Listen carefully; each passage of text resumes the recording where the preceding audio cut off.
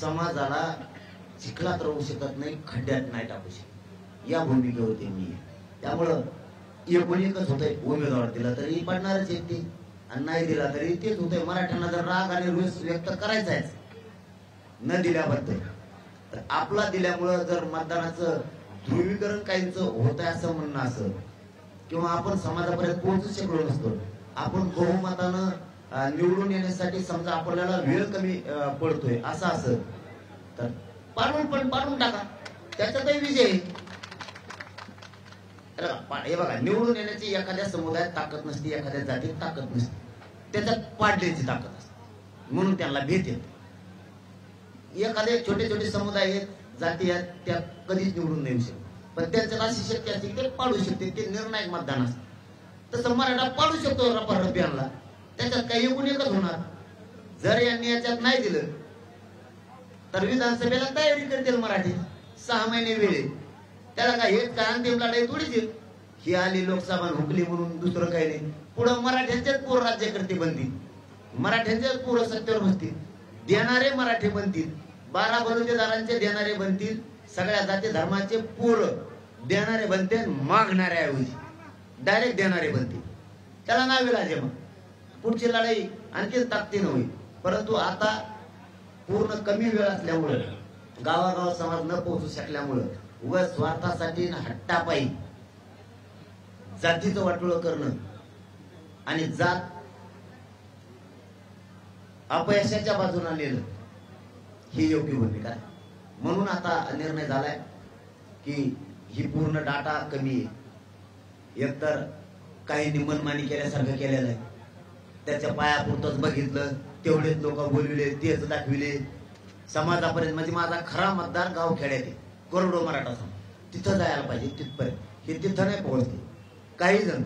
काही जणांनी घराघरातून डाटा आणलेला आहे.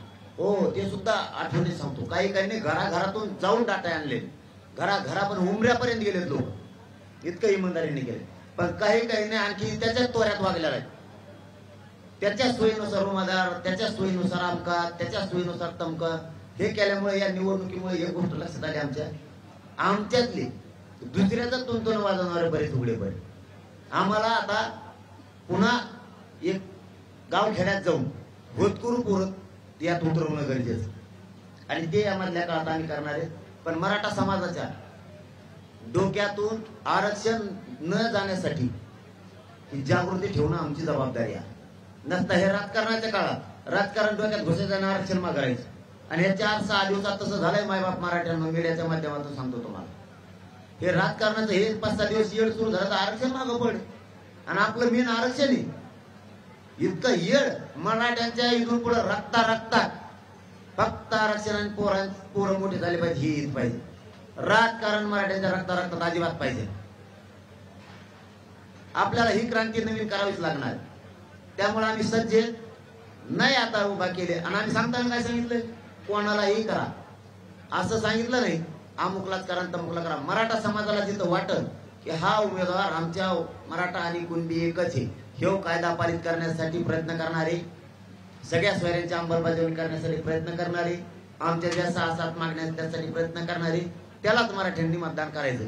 आणि कार्यक्रम मात्र 100% लावायचा, म्हणजे लावायचा, कधीच न पाळणारा पाळलाच पाहिजे.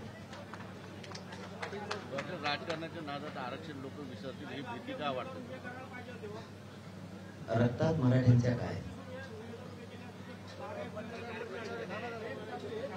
डाटा किती आणलाय, डाटा किती आणलाय, डाटा गावागावातून डाटा किती आणलाय, डाटा गावागावातून किती आणलाय, डाटा किती आणलाय, डाटा किती, कुठे आहे मावळचं काढा रे मावळचं, मी बघितलं मावळचं. साबळे पाटलांना दिलाय 12च पानाचा आहे. गब्बासा प्रेस पुढे 12च पानाचा आहे. साहेब मी शब्द वाचलाय, शब्द तुमच्या 12 पानावर 25 उमेदवार उभा करायचे काय, आणि माया मराठीत वाटोळ करायचं काय, माया मराठीत वाटोळ करायचं. फक्त त्या साबळे पाटलांनी मेहनत घेतली. तुमचा डाटा कुठे 46 गावात गेलेले, असं नाही. जात लय दिवसांनी एकत्र आली, माती मोल करायची का जात?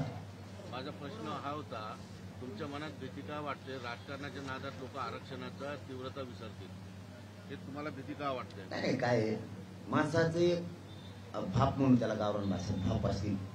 नाही आता मी खासदार होणार, मी आमदार होणार, मी सरपंच होणार, एक ती भया आणि येड असतं राजकारण. त्याच्यात आपल्याला काय करायला जायचं, ज्याने आपल्याला अन्याय केलाय, जो आपली जिरवायला निघालाय त्याची आपल्याला जिरवायची. तुमच्या कामात तुमची जिरायची ना, कामात उलटेव तुमची आमची जिरवायची का? असं नाही ना. कुठं 10-12 पानावर असं 25-25 उमेदवार उभा करायचे म्हणल्यावर माझ्या मराठीत वाटलं करतो का? 1.5 लोक नाहीत, जातीसाठी काम करणारे दुसरेच आहेत. मनमानीनं द्यायला लागला 25 उमेदवार उभा करायचे. डाटा आहे का 25 उमेदवाराचा? काय बोलतो हे तर कळायला पाहिजे ना. डाटा येऊ सगळा म्हणतो मी पुरा. 25 उमेदवाराचा डाटा आहे का? राजकीय ज्ञान तर पाहिजे ना.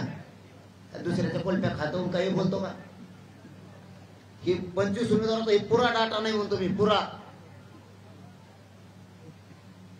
तुमच्या हट्टापायी आणि तुम्हाला स्वार्थ, तुमचं लोकसभेत नाव यावं ह्या नावासाठी एवढ्या मोठ्या जातीचं वाटलं करत नाही. हे पोर उगत रात्रंदिवस काम नाही करत. ते डोंगरदारी आहे, रायगडापासून त्या टोकापर्यंत लढते. असं जाती हराव म्हणून नाही, मी माझी जात हरवू नये म्हणून निर्णय घेतलेला आहे.